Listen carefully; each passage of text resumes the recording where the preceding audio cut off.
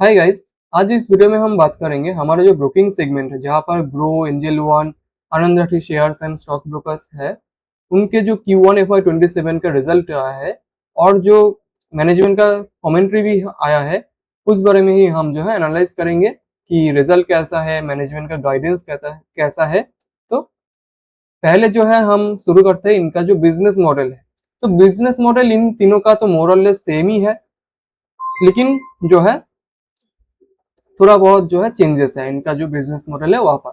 अगर हम ग्रो से शुरू करते हैं तो ग्रो जो है एक फुल्ली जो है ऑनलाइन बिजनेस है, ऑनलाइन प्लेटफॉर्म है। इनका ऑफलाइन प्रेजेंस बहुत ही कम है, शायद नहीं भी होगा। ठीक है, तो इनका जो बिजनेस है पूरा पूरी ऑनलाइन एक बिजनेस है। ठीक है, अगर हम इनका प्रोडक्ट्स ऑफरिंग के बारे में बात करें तो 2024 के पहले, 2025 के पहले 2024 तक जो इनका प्रोडक्ट्स था, तो वो तो सिर्फ स्टॉक्स, एफएनओ और म्यूचुअल फंड करते थे। लेकिन आफ्टर 2025 इन्होंने क्या किया, और भी जो सेगमेंट होता है लाइक क्रेडिट का जो सेगमेंट है जहां पर loan against securities, personal loan, ये लोग वो डिस्ट्रीब्यूट करने लगे। फिर जो है कमोडिटी का जो सेगमेंट है, कमोडिटी ट्रेडिंग होता है जो एमसीएक्स का, वो भी इनके प्लेटफॉर्म में लाया। फिर जो है वेल्थ मैनेजमेंट का एक सेगमेंट लाया। एसेट मैनेजमेंट जो सेगमेंट है, ग्रो एएमसी जो है, वहां पर जो है उन्होंने जो है शुरू किया। तो आफ्टर 2025 इन्होंने क्या किया, बहुत बहुत सारा जो सेगमेंट है वहां पर जो है कदम रखा। और ऑब्वियसली अगर हम देखेंगे तो इंडिया में स्टॉक मार्केट के नाम बोलते ही लोग ग्रो का ही नाम बोलते हैं, तो इनका जो ब्रांड वैल्यू है वो बहुत ही अच्छा है, एक ब्रांड वैल्यू इनका है। तो उसको ही इन्होंने जो है उसको ही लेवरेज किया। और जो है अदर जो सेगमेंट है, लाइक मैंने बोला कि क्रेडिट का जो सेगमेंट है, कमोडिटी का जो सेगमेंट है, वहां पर जो है इन्होंने कदम रखा। तो ये एक अच्छा बात है। फिर जो है इनका जो प्लानिंग है आगे जाके भी, इनका जो प्लानिंग है यूएस स्टॉक्स का जो सेगमेंट है वहां पर भी ये एंटर करेगा। तो मोरलेस इनका अगर प्रोडक्ट ऑफरिंग देखेंगे तो 2024 के पहले, मतलब 2024 तक अगर हम देखेंगे तो बहुत ही कम जो है प्रोडक्ट ऑफरिंग्स था। स्टॉक्स, म्यूचुअल फंड्स के अलावा कुछ नहीं था। लेकिन 2025 से ये लोग जो है बहुत सारा जो सेगमेंट है, अगर हम देखेंगे बॉन्ड्स का भी जो सेगमेंट है वहां पर भी इन्होंने जो है कदम रख दिया। तो बहुत सारा जो सेगमेंट है इन्होंने अपने प्लेटफॉर्म में ले आया और उनका जो ब्रांड नेम है उनको उसको ही जो है लेवरेज किया। तो एक बहुत ही अच्छा एक बात है। और इनका जो कस्टमर सेगमेंट है अगर हम देखेंगे तो मोरलेस इनका जो कस्टमर सेगमेंट है रिटेल सेगमेंट ही इनका है मेनली। इनका जो ए टारगेट एज भी है, ये भी मोटा मोटी का 20-30 का ही एज है, जिम जो लोग ट्रेडिंग करते हैं जिससे ज्यादा से ज्यादा जो है ब्रोकरेज जनरेट होगा। तो यही मोरलेस इनका जो सेगमेंट है अगर हम देखेंगे कस्टमर जो सेगमेंट। फिर अगर हम एंजल वन का अगर बात करेंगे तो एंजल वन जो है, एंजल वन का ऑफलाइन प्रेजेंस अच्छा है। ठीक है, ऑनलाइन प्रेजेंस तो ऑब्वियसली है एंजल वन का, लेकिन ऑफलाइन प्रेजेंस भी टीयर 2 टीयर 3 सिटीज में हम अगर जाएंगे तो एंजल वन का ऑफलाइन प्रेजेंस भी बहुत ही अच्छा है। तो ये लोग जो है बोथ ऑनलाइन और ऑफलाइन बोथ कैटर करते हैं। ठीक है, और एंजल वन का प्रोडक्ट ऑफरिंग अगर हम देखेंगे तो एंजल वन का भी मोटा मोटी करके सभी जो प्रोडक्ट है, stocks, commodity, mutual fund, wealth management, फिर जो है एसेट मैनेजमेंट, बहुत सारा जो प्रोडक्ट है सभी में मोटा मोटी करके प्रेजेंस है आगे से ही। ग्रो किया उन्होंने इन जो ये जो प्रोडक्ट्स है इनको अपने प्लेटफॉर्म में लाया 2025 के बाद। लेकिन एंजल वन जो है बहुत आगे से ही ये लोग जो है ये जो प्रोडक्ट्स है उनको अपने प्लेटफॉर्म में ऑफर करते थे। ठीक है, और आगे जाके भी जो है मैनेजमेंट कह रहा है कि यूएस स्टॉक्स वे उनके प्लेटफॉर्म में लाएंगे। फिर जो है एसेट मैनेजमेंट में अगर हम देखेंगे मोरलेस एंजल वन अभी पैसिव फंड्स ही सिर्फ ऑफर करते हैं, लेकिन आगे जाके एंजल वन का जो मैनेजमेंट कह रहा है कि वो जो है एक्टिवली मैनेज्ड जो म्यूचुअल फंड होता है उनको भी लाएंगे। ठीक है, ये उनके जो एएमसी का बिजनेस है वहां पर। तो एक अच्छा बात है ऑब्वियसली। और इनका अगर कस्टमर सेगमेंट बोलेंगे तो मोर और लेस ग्रो के तरह ही है, मेनली रिटेल पब्लिक ही मेनली है।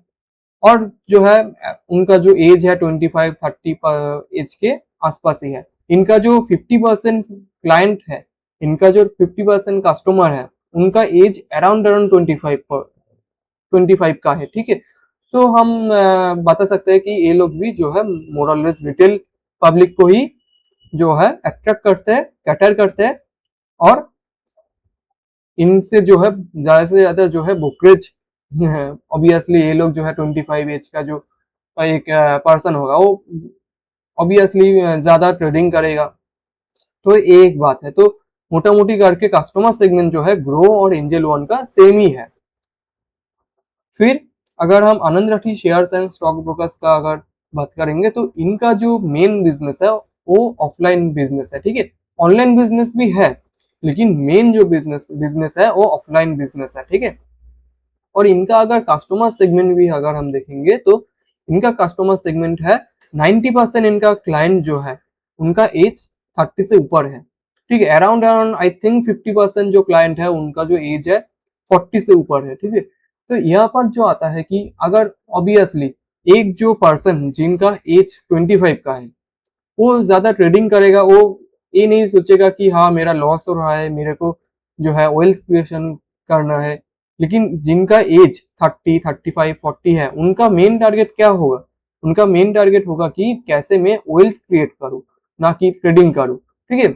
और ऑब्वियसली इनका जो टिकट साइज भी होता है वो भी बड़ा होता है, 30 लाख 40 लाख का टिकट साइज होता है। वर्सेस अगर एक 25 एज का एक लड़का होगा तो उनके उसके पास हार्डली 5 लाख 10 लाख होगा, ठीक है। हार्ड 5 to 10 लाख का एक टिकट साइज होगा। तो वो लोग भी सोचते हैं कि हाँ मैंने मुझको जो है जल्दी से जल्दी जो है वेल्थ क्रिएट करना है, तो उसके लिए वो ट्रेडिंग करते हैं, ये सब करते हैं उल्टा पुल्टा जो है। लेकिन आनंद राठी शेयर्स का जो कस्टमर सेगमेंट है वो एक प्रीमियम सेगमेंट है। 30, 35, 40, ऑब्वियसली उनके पास जो टिकट साइज होगा वो 30 लाख 40 लाख 50 लाख 1 CR का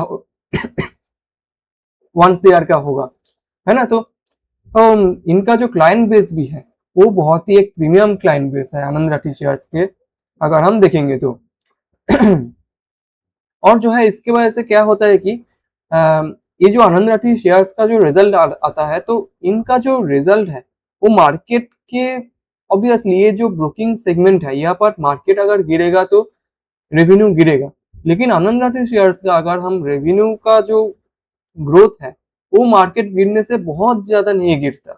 पीयर्स का जितना गिरता है, लाइक एंजल वन का शायद 20% से मार्केट रेवेन्यू ग्रोथ घट घट गया, रेवेन्यू जो है घट गया। तो वर्सेस आनंद राठी का जो है होगा शायद 1%, 2%, 5% घटेगा। तो यही बात है कि इनका जो रिजल्ट्स भी आता है, इनका जो रेवेन्यू का ग्रोथ भी आता है, वो मोर और लेस अपने जो पीयर्स है उससे ज्यादा कंसिस्टेंट एक रिजल्ट इनका आता है, ठीक है।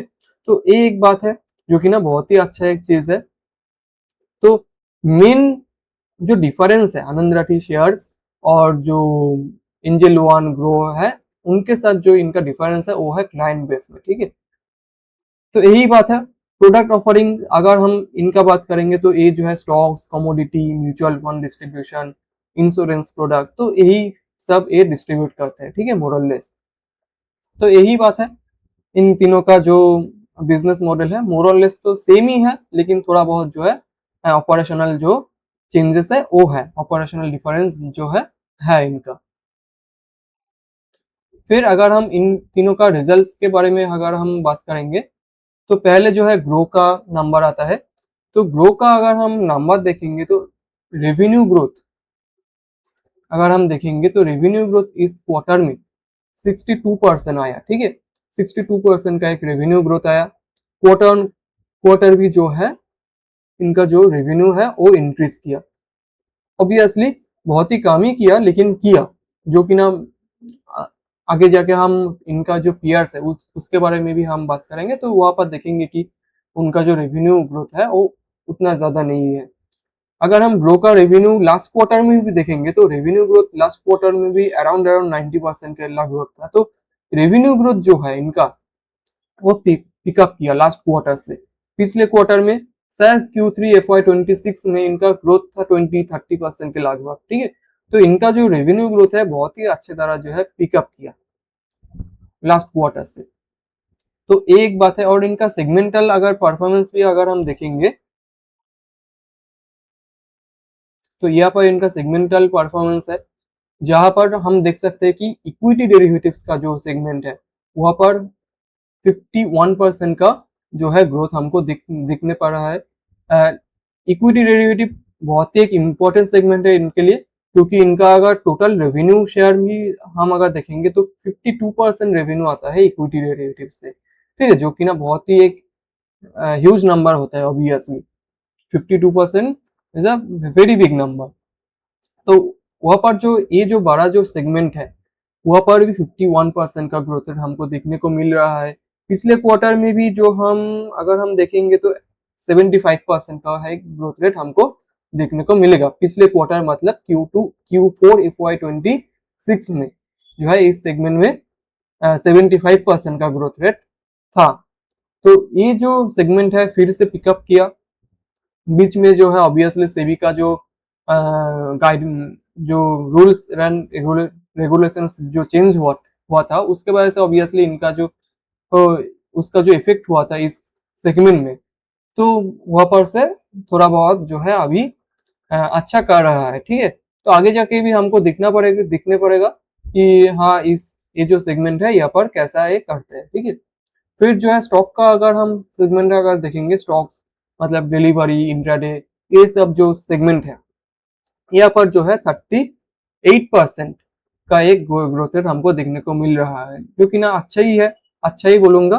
पिछले क्वार्टर में भी अच्छा एक ग्रोथ रेट था, 50% के ऊपर ग्रोथ इन्होंने दिखाया था। तो ये जो सेगमेंट है यहाँ पर भी बहुत ही अच्छा एक परफॉर्मेंस हमको देखने को मिल रहा है। फिर अगर हम MTF का जो सेगमेंट है यहाँ पर अगर हम रेवेन्यू ग्रोथ हम देखेंगे तो 300% से रेवेन्यू ग्रो किया इस क्वार्टर में, 300%। और इनका अगर MTF का जो बुक भी है, अगर हम MTF बुक भी अगर हम देखेंगे तो year on year MTF book लगभग 3x हो गया, मोटा मोटी करके 3x हो गया। तो एक बहुत ही अच्छा एक ग्रोथ रेट इन्होंने दिखाया MTF बुक में भी, जो कि ना बहुत ही एक इम्पोर्टेंट सेगमेंट होता है। सभी जो ब्रोकर्स है MTF का जो सेगमेंट होता है बहुत ही एक इम्पोर्टेंट सेगमेंट होता है। तो यहाँ पर इन्होंने जो है बहुत ही अच्छा ग्रोथ रेट दिखा रहा है, ठीक है। फिर अगर हम पर्सनल लोन अगेंस्ट सिक्योरिटीज का सेगमेंट भी देखेंगे, वहां पर भी जो है अच्छा खासा जो ग्रोथ रेट हमको देखने को मिल रहा है इस क्वार्टर में। पिछले क्वार्टर में भी ये जो सेगमेंट है यहाँ पर बहुत ही अच्छा ग्रोथ रेट था। तो ये एक सेगमेंट जो है ग्रो जो है, ये जो सेगमेंट है इसको बहुत ही अच्छे तरह से ग्रो कर रहा है, जो कि ना बहुत ही एक इम्पोर्टेंट सेगमेंट भी हो जाता है, क्योंकि ऑब्वियसली ये जो है मार्केट से लिंक नहीं है उतना उतना ज्यादा मार्केट लिंक्ड एक प्रोडक्ट नहीं है, ठीक है। तो अगर ये जो प्रोडक्ट है इसका जो ग्रोथ आएगा तो ऑब्वियसली एक स्टेबिलिटी भी आएगा। ओवरऑल जो नंबर है इनका रेवेन्यू का जो नंबर है वहां पर एक स्टेबिलिटी आएगा आगे जाके। हाँ अभी जो है अगर हम देखेंगे ये जो सेगमेंट है यहाँ पर जो ओवरऑल रेवेन्यू का जो कंट्रीब्यूशन है वो बहुत ही छोटा है, ठीक है। 6% के लगभग जो है हमको एक कंट्रीब्यूशन देखने को मिल रहा है अभी। लेकिन आगे जाके जब ये वाला जो सेगमेंट है यहाँ पर 10% 20% का जो कंट्रीब्यूशन है वो होगा, पता नहीं कब होगा आगे जाके। शायद 10% तो ऑब्वियसली हो ही जाना चाहिए मोटा मोटी करके। लेकिन हमको ये भी दिख रहा है कि और बाकी जो सेगमेंट है यहाँ पर, बाकी जो सेगमेंट है वो सेगमेंट भी बहुत ही अच्छा तरह से ग्रो कर रहा है, ठीक है। तो आगे जाके ऑब्वियसली दिखना पड़ेगा हाँ हमको। लेकिन ये जो सेगमेंट है अगर ये सेगमेंट आगे जाके इंक्रीज करेगा, अपना जो शेयर है टोटल रेवेन्यू में वो इंक्रीज करेगा, तो ओवरऑल जो रेवेन्यू का जो कंसिस्टेंसी है, रेवेन्यू ग्रोथ का जो कंसिस्टेंसी है वो भी इंक्रीज होगा, ठीक है। तो एक बात है, इनका जो कमोडिटी डेरिवेटिव का जो नंबर है वो भी शायद 3 क्वार्टर ही हुआ है इन्होंने कमोडिटी डेरिवेटिव शुरू किया अपने प्लेटफॉर्म में। तो ओवरऑल जो ग्रोथ रेट है इनका इस सेगमेंट में भी वो बहुत ही अच्छा है, ग्रोथ रेट हमको देखने को मिल रहा है। 3-4 क्वार्टर ही हुआ ये जो सेगमेंट है लॉन्च होने पर, तो अभी अभी अगर हम देखेंगे तो 5% का कंट्रीब्यूशन ये जो सेगमेंट है कर रहा है ओवरऑल नंबर में, तो बहुत ही एक अच्छा एक चीज है ऑब्वियसली। तो ये है ओवरऑल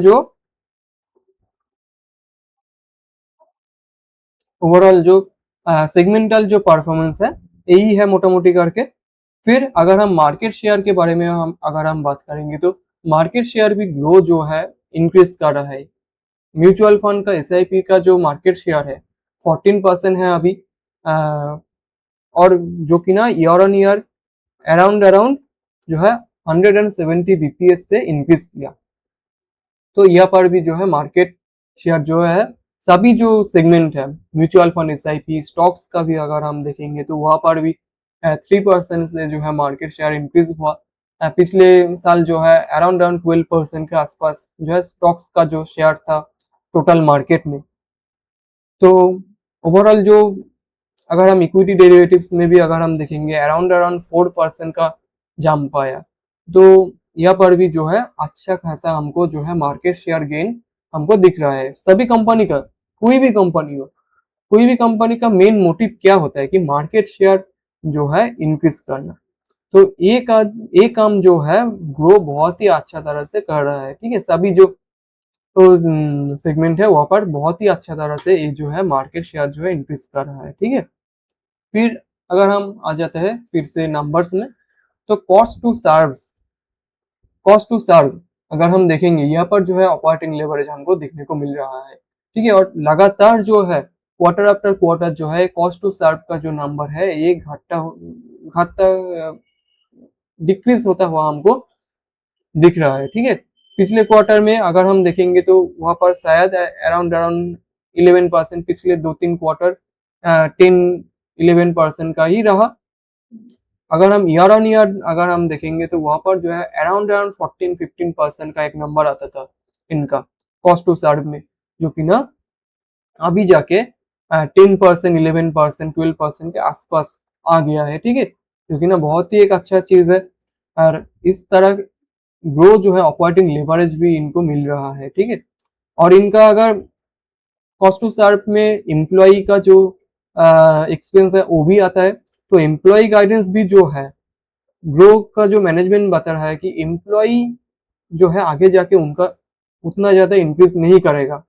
तो रेवेन्यू अगर बढ़ेगा तो ऑब्वियसली वो जो है सीधा सीधा जो है नीचे पैट लेवल में आ जाएगा, बॉटम लाइन में ऐड हो जाएगा, ठीक है। तो एक बहुत ही अच्छा बात है। तो आगे जाके भी हमको देखना पड़ेगा कि ये जो ऑपरेटिंग लेवरेज ग्रो को हासिल हो रहा है ये कैसे आगे जाके भी कंटिन्यू हो।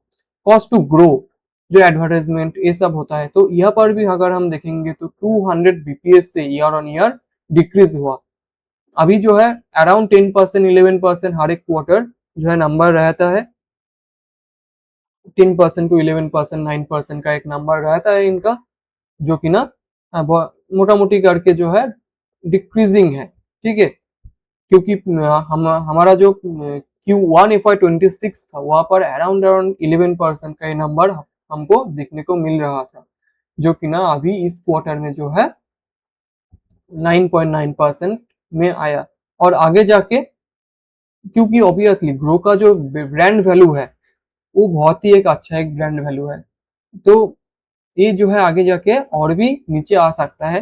तो हमको ट्रैक करना पड़ेगा वो कैसे एक कॉस्ट टू ग्रो जो है ये आगे जाके नीचे आता है, ठीक है।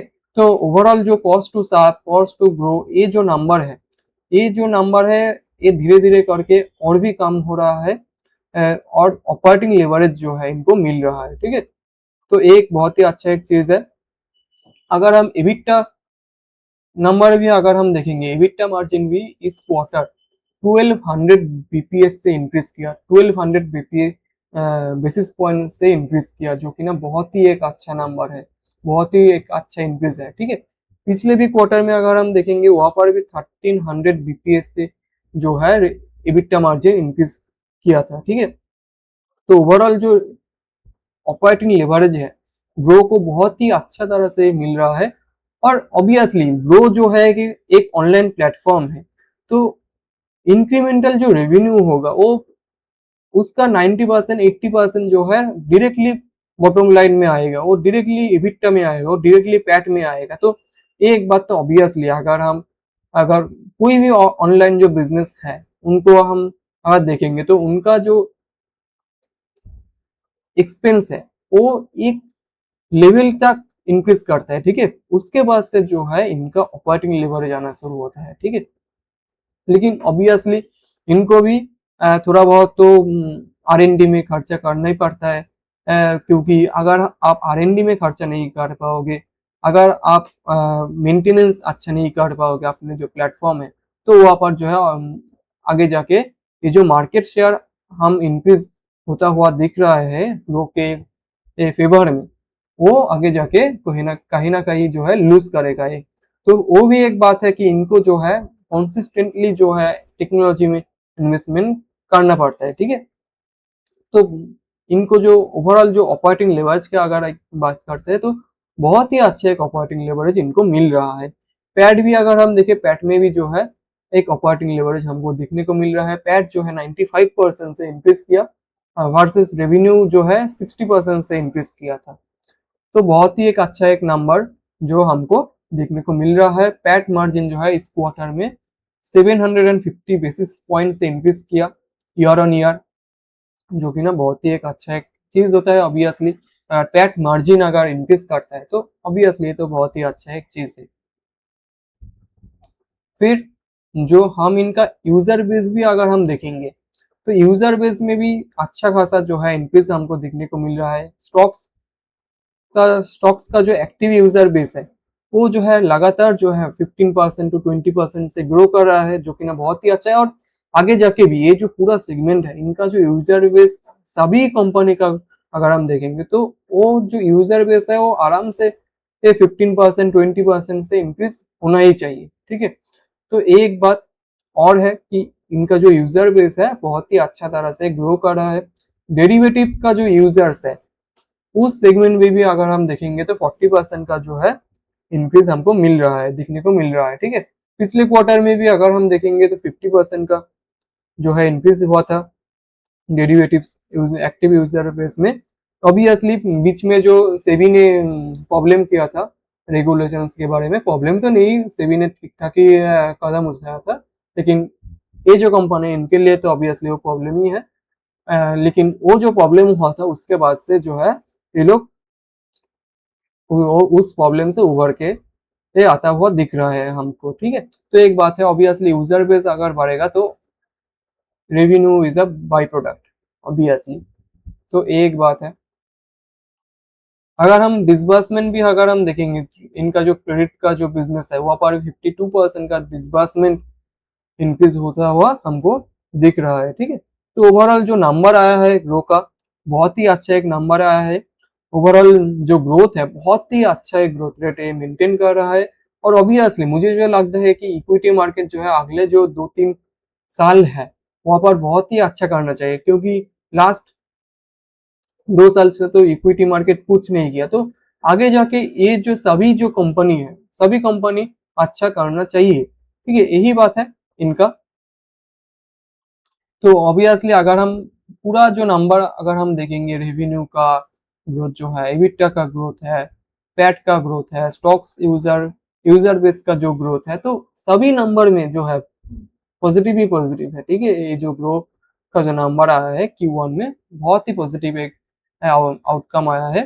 तो आगे जाके भी हमको ट्रैक करना पड़ेगा कि ये जो नंबर है जिस तरह से ग्रो कर रहा है किस तरह से आगे जाके ग्रो करता है, उसको भी हमको जो है ऑब्वियसली देखना पड़ेगा। तो वो तो फ्यूचर में हम करते ही रहेंगे, ये स्टॉक को जो है लगातार जो है हम जो है एनालाइज करते रहेंगे, हर क्वार्टर में ट्रैक करते रहेंगे। तो यही है ग्रो के बारे में।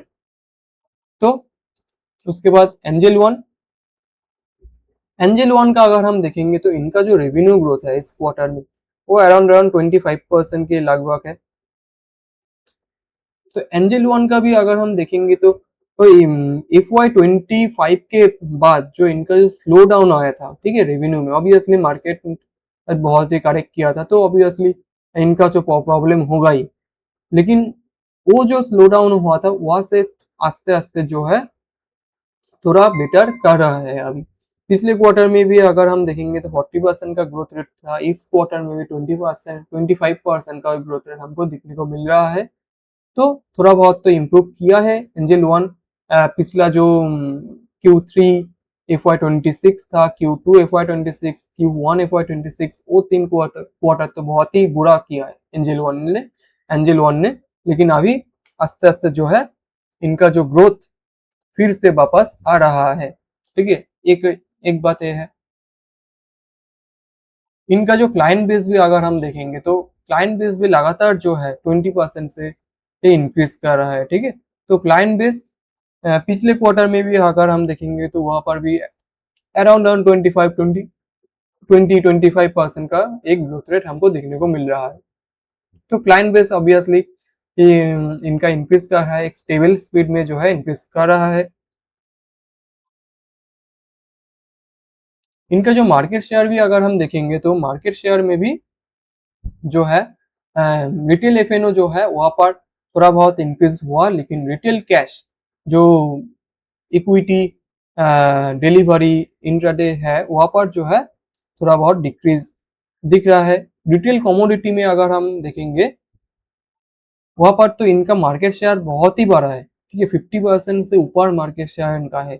तो ऑब्वियसली इन और भी प्लेयर्स जो है कमोडिटी में आ रहा है, तो ऑब्वियसली धीरे धीरे करके ये जो 50% का नंबर है आस्ते आस्ते 40% 30% तक आ सकता है, ठीक है, इन फ्यूचर।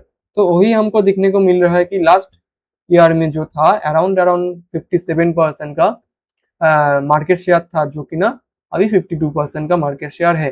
तो ओवरऑल जो नंबर है मार्केट शेयर में, तो वहां पर अगर हम देखेंगे तो अराउंड अराउंड 20% का मार्केट शेयर है, जो कि ना 50 बेप्स बढ़ा ईयर ऑन ईयर, ठीक है, 50 बेप्स इंक्रीज हुआ ईयर ऑन ईयर, जो कि ना एक अच्छा ही मोटा मोटी करके नंबर है। ग्रो और भी ज्यादा स्पीड में जो है मार्केट शेयर इंक्रीज कर रहा है, लेकिन ग्रो का बेस भी छोटा ही है। एंजल वन से अगर ग्रो का अगर बेस देखेंगे तो जस्ट अ मिनट, उनका तो 14% 15% के आसपास ही है, और एंजल वन का अगर हम देखेंगे तो अराउंड अराउंड 20% के आसपास है। तो एंजल वन का जो मार्केट शेयर है थोड़ा ज्यादा है, लेकिन ग्रो जो है ज्यादा स्पीड में ग्रो कर रहा है, ठीक है। तो एक बात है, एक डिफरेंस है दोनों के बीच।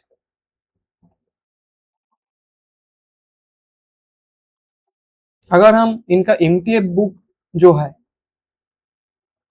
एमटीएफ बुक जो है यहाँ पर भी अगर हम देखेंगे तो 50% के लगभग जो है ग्रोथ रेट हमको देखने को मिल रहा है। लगातार क्वार्टर आफ्टर क्वार्टर जो है ये लोग जो है 40 50 60% से एमटीएफ बुक को जो है इंक्रीज कर रहा है, और इस क्वार्टर में भी इन्होंने जो है 45% का ग्रोथ मेंटेन किया। तो एमटीएफ बुक का अगर हम देखेंगे तो मोटा मोटी ग्रोथ तो बहुत ही अच्छा है, ग्रोथ रेट मेंटेन कर रहा है, और आगे जाके भी एमटीएफ बुक जो है अच्छा करना चाहिए, ठीक है।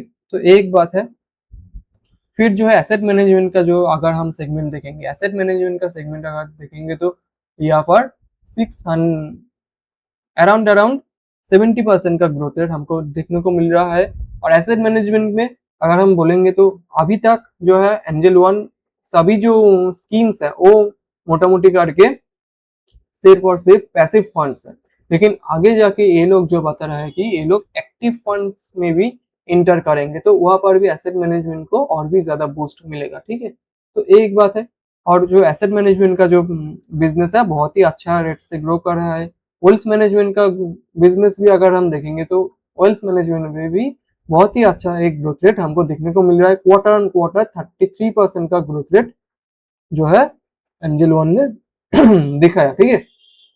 तो बहुत वेल्थ मैनेजमेंट एसेट मैनेजमेंट का जो बिजनेस है ये तो बहुत ही अच्छा तरह से स्केल कर रहा है, और आगे जाके भी शायद करेगा, क्योंकि इनका जो बेस है बहुत ही छोटा छोटा एक बेस है। तो ऑब्वियसली आगे जाके और भी इंक्रीज होगा। फिर अगर हम इनका इबिटा का नंबर अगर हम देखेंगे तो इबिटा जो है इस क्वार्टर में 75% से ग्रो किया। तो ऑब्वियसली कि ये सब जो ऑनलाइन सेंट्रिक जो बिजनेस होता है इनका अगर रेवेन्यू ग्रोथ आएगा तो रेवेन्यू ग्रोथ का मैक्सिमम पोर्शन जो है एबिटा पर तक आएगा, ठीक है। तो एक बात है, एबिटा मार्जिन अगर हम देखेंगे तो ईयर ऑन ईयर अगर हम देखेंगे तो एबिटा मार्जिन जो है 1000 BPS जो है, जो कि ना अराउंड 10% होता है, तो 10% से जो है इंक्रीज किया, ठीक है। तो एक बहुत ही अच्छा एक चीज है। और अगर हम गाइडेंस भी देखेंगे, मैनेजमेंट का जो गाइडेंस है वो भी अराउंड अराउंड 40 to 45% का एबिटा मार्जिन मैनेजमेंट गाइड कर रहा है आगे जाके। तो ऑब्वियसली और भी जब रेवेन्यू ग्रोथ आएगा, रेवेन्यू का जो ग्रोथ आएगा आगे जाके भी मार्केट अगर अच्छा किया तो रेवेन्यू ग्रोथ बढ़ेगा, तो ऑब्वियसली वो जो रेवेन्यू एक्स्ट्रा रेवेन्यू जनरेट होगा वो एबिटा मार्जिन में डायरेक्टली आएगा, ठीक है। 40-45% ईयरली रेवेन्यू एबिटा मार्जिन जो है मैनेजमेंट गाइडेंस दे रहा है, ठीक है। तो आगे जाके मैनेजमेंट क्या कह रहा है कि एबिटा मार्जिन बढ़ेगा तो फिर क्या होगा कि ऑपरेटिंग लेवरेज इनको मिलेगा। ऑपरेटिंग लेवरेज ऑब्वियसली अगर एक बिजनेस को ऑपरेटिंग लेवरेज मिलता है तो ऑब्वियसली वो बिजनेस को बहुत ही अच्छा एक बिजनेस माना जाता है, ठीक है। फिर जो है अगर हम पैट ग्रोथ भी अगर हम देखेंगे तो वहां पर भी बहुत ही अच्छा एक ग्रोथ रेट हमको देखने को मिल रहा है। 100% का पैट ग्रोथ है। पैट मार्जिन भी इस क्वार्टर में बहुत ही अच्छा जंप आया पैट मार्जिन में, जो कि ना पिछले जो Q1 था वहां पर अराउंड अराउंड 10% का पैट मार्जिन था, जो कि ना इस क्वार्टर में 6.5% इंक्रीज हुआ, 16% का पैट मार्जिन आया, ठीक है, जो कि ना बहुत ही अच्छा इंक्रीज होता है, ठीक है। तो ऑब्वियसली मैंने पहले भी कहा कि अगर ये जो ऑनलाइन बिजनेस है इनका रेवेन्यू ग्रोथ अगर आएगा, रेवेन्यू अगर इंक्रीज होगा तो इनका मार्जिन भी एक्सपेंड होगा ही होगा, ठीक है। तो एक बात है। तो ओवरऑल अगर हम नंबर देखेंगे तो ऑब्वियसली उतना ज्यादा तो अगर हम ग्रो से कंपेयर करते हैं तो उतना ज्यादा तो अच्छा नहीं है, लेकिन मोर और लेस जो है मोटा मोटी करके इनका जो बुरा हालत हुआ था Q1 FY26 से Q3 FY26 था, वो जो 3 क्वार्टर था वहां पर जो बुरा हालत हुआ था इनका, उस बुरी हालत से जो है ये लोग रिकवरी दिखा रहा है, ठीक है। तो ओवरऑल जो नंबर आया है मोटा मोटी करके ठीक ठाक ही आया है, रिकवरी प्रोसेस चल रहा है इनका। तो वही बात है, आगे जाके भी ट्रैकिंग कंटिन्यू रहेगा इस कंपनी में कि कैसा कुछ जो है ग्रोथ इन लोगों ने दिखाएगा आगे जाके। तो ऑब्वियसली ट्रैकिंग का पार्ट है। तो मोटा मोटी करके ठीक ठाक रेवेन्यू ग्रोथ पैट ग्रोथ आया है, ठीक है। उतना ज्यादा तो ऑब्वियसली ग्रोथ से कंपेयर करेंगे तो थोड़ा बहुत तो डिसअपॉइंटमेंट होगा, लेकिन ओवरऑल नंबर जो है ठीक ठाक नंबर एक आया है। फिर अगर हम आनंद राठी का नंबर डिस्कस करेंगे तो आनंद राठी का इस क्वार्टर में जो है रेवेन्यू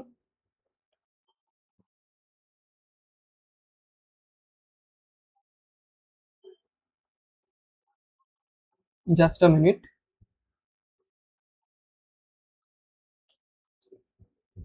आनंद राठी का अगर हम बात करेंगे तो रेवेन्यू इस क्वार्टर में 22% से इंक्रीज किया, ठीक है। और ये क्वार्टर ऑन क्वार्टर जो है अराउंड अराउंड 4% का डिक्रीज हमको देखने को मिल रहा है, ठीक है।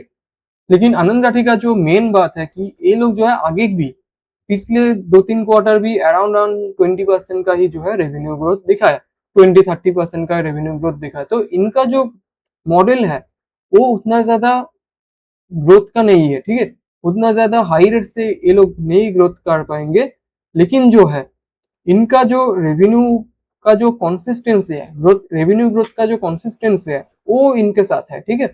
तो वही बात है आनंद राठी के साथ, मेनली ये लोग जो है कंसिस्टेंटली जो है 20-25-30% से ग्रोथ दिखा रहा है। और जो मैनेजमेंट का भी गाइडेंस अगर हम देखेंगे तो अराउंड 15-20 15 to 25% का लॉन्ग टर्म ग्रोथ गाइडेंस दे रहा है, ठीक है। तो मोरलेस रेवेन्यू ग्रोथ जो है over the quarters, over the across the market cycle अगर हम देखेंगे तो स्टेबल स्टेबल एक रेवेन्यू ग्रोथ हमको मिलता है, ठीक है। फिर अगर हम सेगमेंटल परफॉर्मेंस में आएंगे तो इनका जो ब्रोकिंग का सेगमेंट है वो थोड़ा बहुत जो है लैग कर रहा है पिछले कुछ क्वार्टर से। पिछले क्वार्टर में भी ये जो ब्रोकिंग सेगमेंट का जो ग्रोथ रहा था वो भी ये उतना ज्यादा अच्छा नहीं था। अराउंड अराउंड 15% का ही ग्रोथ था। पिछले क्वार्टर में भी अराउंड अराउंड उस तरह का ही एक ग्रोथ रेट रहा था इनका, ठीक है।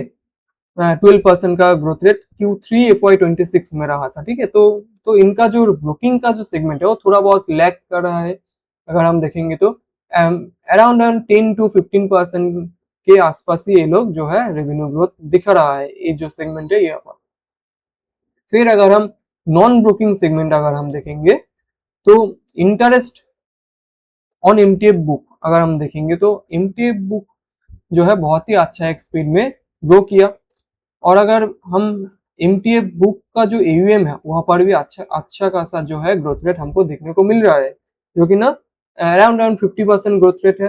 पिछले क्वार्टर में भी अगर हम देखेंगे तो 30% 40% का ग्रोथ रेट इन्होंने मेंटेन किया था। लगातार जो है ये लोग जो है 40 to 60% का जो ग्रोथ रेट मेंटेन कर रहा है एमटीएफ बुक में।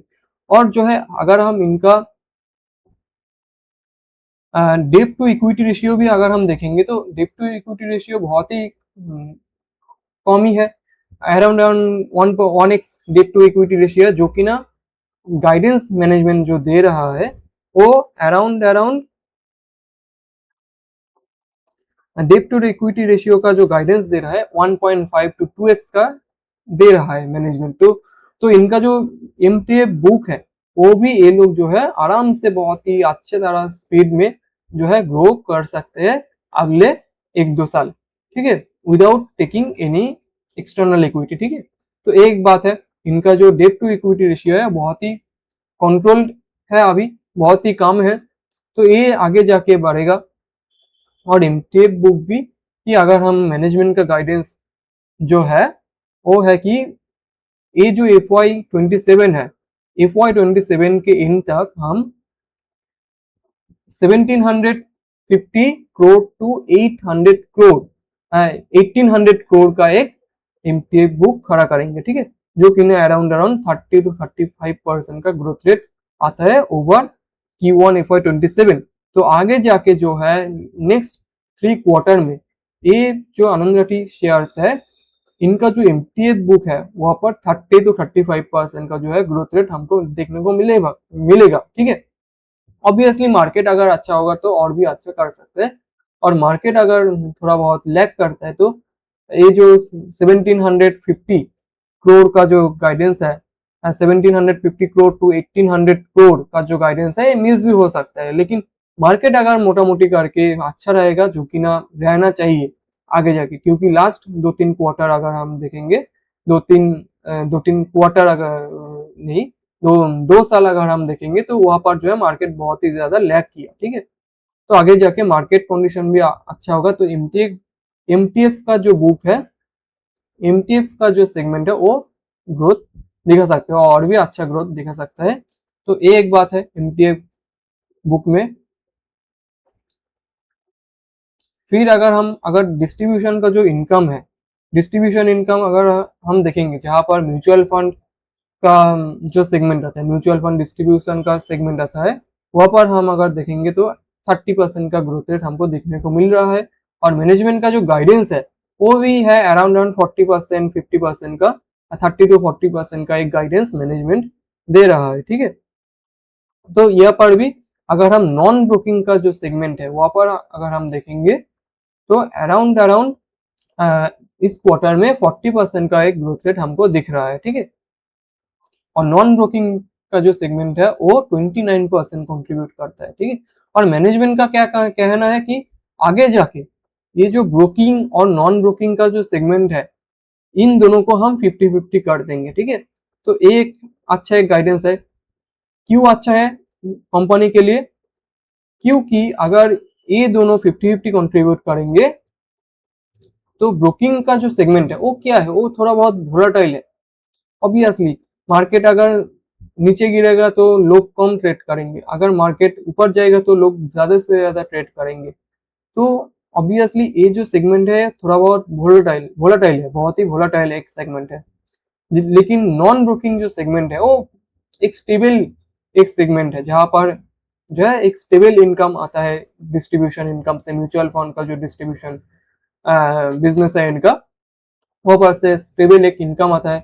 एमटीएफ बुक भी अगर हम देखेंगे तो मोर और लेस स्टेबल ही होता है, ठीक है। इनका जो एमटीएफ बुक एक्रॉस अगर हम देखेंगे, एक्रॉस ब्रोकर्स अगर हम देखेंगे तो मार्केट गिरता है तो MTF book obviously slow down होता है ग्रोथ, लेकिन उतना भी ज्यादा स्लो डाउन नहीं होता। तो मैनेजमेंट का कहना यही है कि अगर हम 50-50 कर देंगे ये जो ब्रोकिंग नॉन ब्रोकिंग का सेगमेंट है, तो हमारा जो रेवेन्यू का जो ग्रोथ होगा वो और भी ज्यादा कंसिस्टेंट होगा, ठीक है। तो यही बात है इनका। अगर हम इनका क्लाइंट बेस अगर हम देखेंगे तो क्लाइंट बेस जो है 14% से इंक्रीज कर रहा है कंसिस्टेंटली। अगर हम पिछले क्वार्टर में भी जाएंगे तो वहां पर भी अराउंड अराउंड इस तरह का ये ग्रोथ रेट हमको मिलेगा देखने को।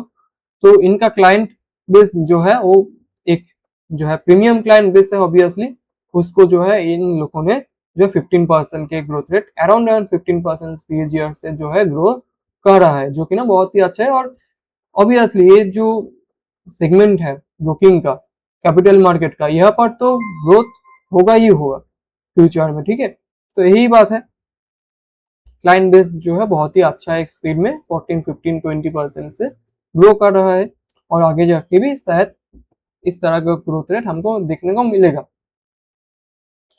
फिर EBITDA मार्जिन अगर हम देखेंगे तो EBITDA मार्जिन जो है कंसिस्टेंटली इन्होंने जो है 40 to 50% का EBITDA मार्जिन जो है मोटा मोटी करके अचीव कर रहा है एवरी क्वार्टर। तो EBITDA मार्जिन भी अगर हम देखेंगे तो मोर और लेस ठीक ठाक ही है।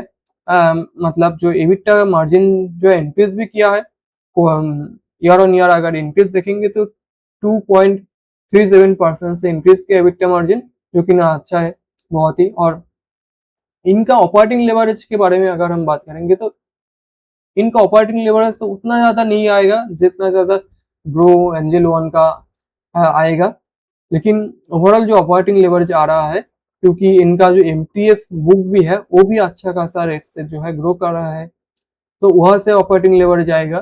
तो ऑब्वियसली म्यूचुअल फंड डिस्ट्रीब्यूशन से ऑपरेटिंग लेवरेज आएगा वो। और मैनेजमेंट कह रहा है कि आगे जाके जो हमारा जो ग्रोथ होगा वो और भी ज्यादा होगा। क्यों होगा? क्योंकि उन्होंने जो मैनेजमेंट का जो मेन टारगेट है कि एग्जिस्टिंग जो क्लाइंट है, अभी जो क्लाइंट है उनका जो पॉकेट शेयर है उसको इंक्रीज करना पड़ेगा, ठीक है। तो उस अगर एग्जिस्टिंग जो क्लाइंट है उनका पॉकेट शेयर अगर और भी ज्यादा ले पाएंगे तो ऑब्वियसली ऑपरेटिंग लेवरेज तो मिलेगा थोड़ा बहुत। तो एक बात है, तो EBITDA मार्जिन जो है कंसिस्टेंटली 40 to 45% में स्टेबल है, ठीक है। फिर अगर हम एक जो इंसिडेंट हुआ इन ये जो आनंद राठी है, यहाँ पर जो इंसिडेंट हुआ एक फ्रॉड केस हुआ था, उसके वजह से जो है 20 करोड़ का जो इनका लॉस हुआ है। कंपनी जो है मेनली बता रहा है कि हम आगे जाके और भी ज्यादा जो है ये जो फ्रॉड केसेस है इसको रजिस्ट करेंगे। और इन्होंने जो है इंटरनल एक जो है कंसल्टेंट भी एक एक्सटर्नल एक कंसल्टेंसी एक कंपनी को भी हायर किया है, जो कि ना देखेंगे कि ये जो इंटरनल जो कमजोरी है, इंटरनल जो प्रोसेस में कमजोरी है, वहां पर भी कैसे आनंद राठी जो है अच्छा कर सकता है आगे जाके। तो यही जो मैनेजमेंट कह रहा है कि आगे जाके जो है और भी हम अच्छे तरह से जो है हम मेंटेन करेंगे, ठीक है। और इन्होंने जो है एक्सटर्नल जो है एक कंसल्टेंसी एक कंपनी भी हायर किया है इसके वजह से। और कंपनी जो है बता रहा है कि ये जो 20 करोड़ का जो लॉस हुआ वहां पर हम FIR सभी जो कर सकते थे किया। और ये जो 20 करोड़ का जो लॉस हुआ है उसके अगेंस्ट में जो है हमको इंश्योरेंस क्लेम भी हमने किया है। तो इंश्योरेंस क्लेम भी अगर आ जाएगा तो अच्छा ही होगा, ऑब्वियसली ये जो नंबर है ये आगे जाके पैट में ऐड हो जाएगा, ठीक है। तो अगर हम ये जो एक्सेप्शनल जो केस हुआ इन इन ये जो एक्सेप्शनल केस हुआ इसको एक्सक्लूड करके जो पैट आया, इस क्वार्टर में वो अराउंड अराउंड 71% से इंक्रीज किया है, जो कि ना बहुत ही अच्छा एक इंक्रीज है, बहुत ही अच्छा एक ग्रोथ रेट है। पिछले क्वार्टर में भी पैट ग्रोथ जो था बहुत ही अच्छा एक ग्रोथ था, अराउंड अराउंड शायद 70% से ही ग्रो किया था, नहीं 125% से ग्रो किया था लास्ट क्वार्टर में। तो पैट का जो नंबर आ रहा है इनका, और जो मार्जिन एक्सपेंशन हो रहा है, ऑपरेटिंग लेवरेज मिल रहा है, वो बहुत ही अच्छा एक चीज है इसके लिए, ये जो आनंद रखी है इसके लिए भी। लेकिन ऑब्वियसली अगर हम इंक्लूडिंग एक्सेप्शनल आइटम अगर देखेंगे तो वहां पर तो ऑब्वियसली एक तो डेंट है ही। तो ऑब्वियसली हमको जो है इस तरह का जो केस होता है, तो इस तरह का केस होता है तो इनको कैसे मैनेज करना चाहिए अगर एक कंपनी मेरे पोर्टफोलियो में है। तो देखिए, एक दो केस हो ही सकता है, ठीक है, उससे ज्यादा थिंकिंग करना तो मेरे को ठीक नहीं लगता। लेकिन आगे जाके भी अगर ये केस फिर से अगर रिपीट होता है, फिर हमको जो है थोड़ा बहुत तो क्वेश्चन करना ही पड़ेगा, ठीक है। लेकिन अभी जो है मुझे नहीं लगता कि कोई क्वेश्चन करने का कोई मतलब है। मोर और लेस बहुत ही अच्छा ही कर रहा है।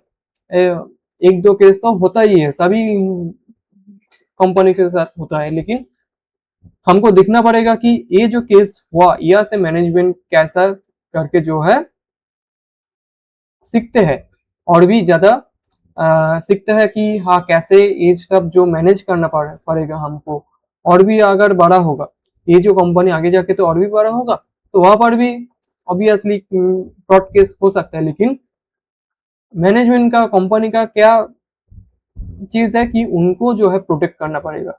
ये जो प्रॉब्लम होता है इससे क्या होगा कि मैनेजमेंट को और कंपनी को प्रोटेक्ट करना पड़ेगा, अपने जो क्लाइंट्स है उनको। और मैनेजमेंट ने जो है ऑब्वियसली स्टेप लिया भी, तो आगे जाके हमको दिखना पड़ेगा कि ये सब केस अगर नहीं होता है तो ही अच्छा है। एक बार हो गया तो हो गया, क्या ही कर सकते हैं। लेकिन आगे जाके हमको ट्रैक करना पड़ेगा, ये जो चीज है इसको ट्रैक करना पड़ेगा, यही बात है। तो ओवरऑल अगर नंबर हम देखेंगे तो मोरलेस इनका भी अच्छा ही है।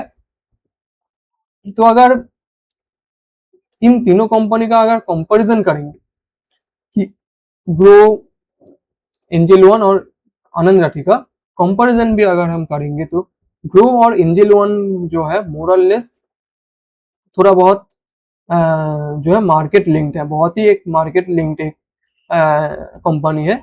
मार्केट अच्छा करेगा तो ग्रो और एंजल वन अच्छा करेगा।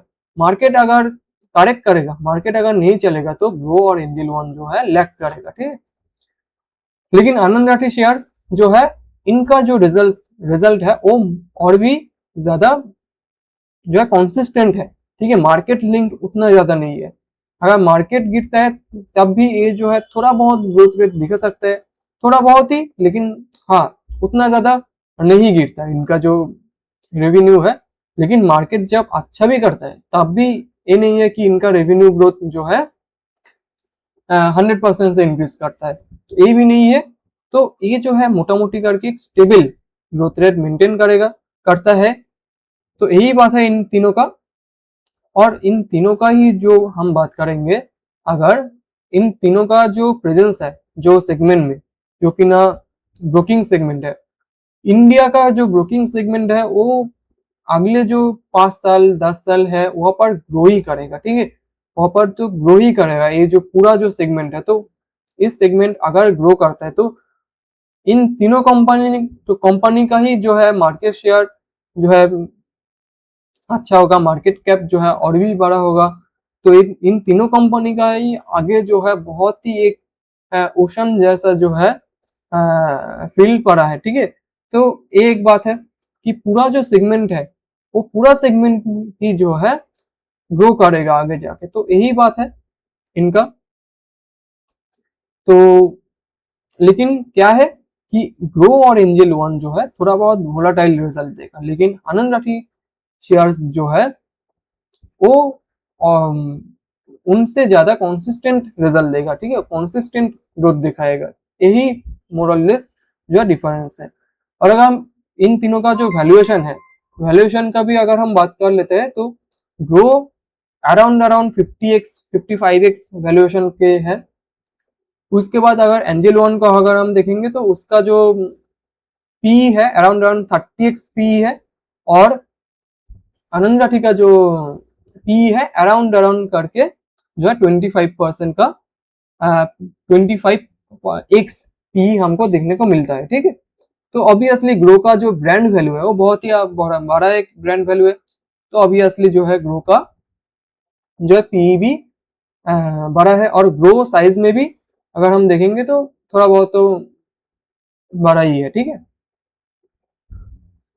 तो यही बात है, वैल्यूएशन जो है ग्रो का भी वैल्यूएशन मैं नहीं कहूंगा कि बहुत ज्यादा है, क्योंकि इनके पास जो आगे जाके जो खुला आसमान बाकी है इनका, तो वह बात तो ऑब्वियसली इनका वैल्यूएशन 50x वैल्यूएशन उतना भी ज्यादा नहीं है, और इन्होंने जो ग्रोथ रेट दिखाया पिछले 2 क्वार्टर से वो तो बहुत ही अच्छा ग्रोथ रेट है।